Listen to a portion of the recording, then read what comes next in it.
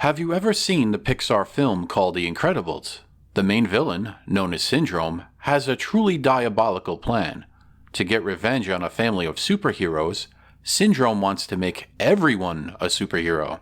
By making everyone super, no one is super. Doesn't that sound ridiculous? It's not. It's what happened to me. As a kid, I had to answer a tough question. It's a question all kids face. What do you want to be when you grow up? I picked photographer. In high school, I was fairly popular because I was that kid with the camera. It made me special. Today, everyone has a camera. Everyone is a photographer. There's nothing special about owning a camera, except how you use it. That's what this new series of videos on Photix TV is about. It's about helping you to become a better photographer. The human brain, your brain, is the most complex thing in the known universe. So let's take care of it. Let's feed it information. How's that for an intro to a new series of videos? We can start off with something easy though. Actually, it's about clearing up a misconception. You don't need Adobe Photoshop to edit images. Actually, I use Pixelmator Pro. It's not free, but it's a cheap app. It was on sale last month for $20. You buy it once, and then you can use it indefinitely. You don't have to rent your software. It's a macOS app though. But it's one of the main reasons why I use a Mac. So here's the reason why this video exists. Work started on creating a game for Apple Arcade, but I needed a placeholder picture. It had to be something busy, so I remembered when I visited Nintendo World in New York City. The article was written almost 13 years ago, but it reads like it was written today. It says, New York City is a city filled with life, but times are a bit unusual for the Big Apple. On a cold Saturday afternoon, I expected warmer weather. I also expected more people. The stores seemed empty. The sidewalks seemed less crowded. A vacant store, a former Circuit City location, looked so depressing. People didn't seem to be shopping so much. Yet, there was a place in Manhattan that was clearly breaking the disturbing trend, Nintendo World. The article is basically about the launch event for Pokemon Platinum version on the Nintendo DS. Anyway, the article has two pictures, one of the crowd and another showing a collection of plush Pokemon in the window.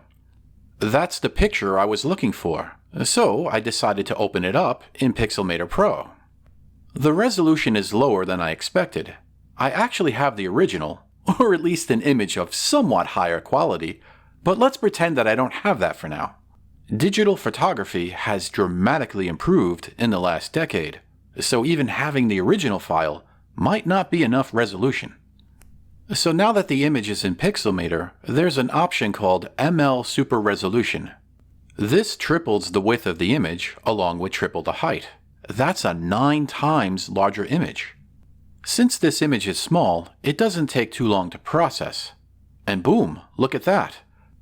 Pixelmator shows a side-by-side comparison. The left side is the original, while the right side is enhanced. Now, if you've watched an old episode of MacGyver called Collision Course, you might think this is a TV joke. It's so cliché to see the word enhanced thrown around. So that's why this is amazing. This isn't supposed to be real, right? The trick is machine learning. Somehow the app knows how to scale images without making it too blocky. This won't help you to see information that isn't there, but it can help you to make a low-resolution image more presentable. That says that the future of photography is exciting, as new technology can create new options, new techniques. Remember when I said that I had the original? Well, here it is. Can you tell which one is the original? Is it the one on the left, or is it the one on the right? You can post your answer in the comments. If you're wondering why I'm zoomed out so far, I'm not. That's the original size. Like I said, digital photography has improved a lot in the last decade. I'll zoom in to make it easier to see. Once you notice the difference, it's easy to tell which one is the original. But if you hesitated, imagine how difficult it would be to tell the difference as machine learning improves. Anyway, that's one of the many reasons why I like Pixelmator Pro. If you're looking for an inexpensive alternative to Adobe Photoshop, and you have a Mac, Pixelmator Pro might be what you're looking for. Thanks for watching, and if you want to be notified when new photography videos are available, along with other cool and fun tech content, subscribe to Photix TV.